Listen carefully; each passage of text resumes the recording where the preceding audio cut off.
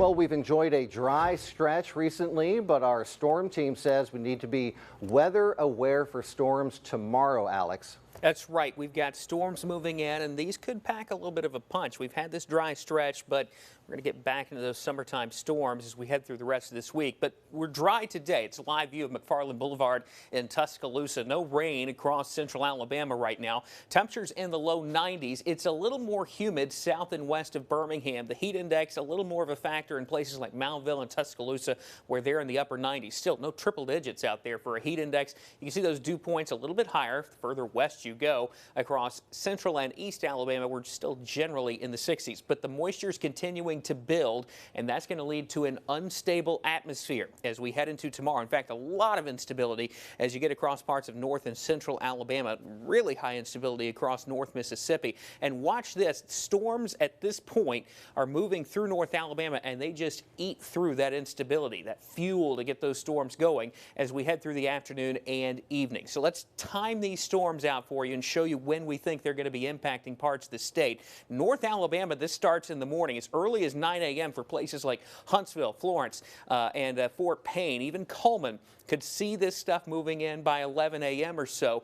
But for most of central Alabama, these storms moving in between noon and 5 p.m. So places like Hamilton, Jasper, Birmingham, Tuscaloosa, Hoover, Anniston, noon to 5 p.m., the general timeline for at least the worst of these storms, and then pushing south towards places like Clanton, Greensboro, Montgomery, and Alex City between 2 and 8 p.m. After that, I tend to think this will be a situation where the rain is wrapping up, but can't rule out some additional thunderstorms late Thursday night. So we're weather aware tomorrow afternoon and tomorrow night. Storms will be capable of damaging winds that could exceed 60 miles an hour in some cases. Locally heavy rain that could lead to some isolated flooding issues and lots of cloud to ground lightning in some of those stronger storms. And we're going to stay in a stormy pattern as we head through the rest of this week and into the first half of next week. I do think tomorrow's probably the nastiest day, but understand you get summertime storms like this.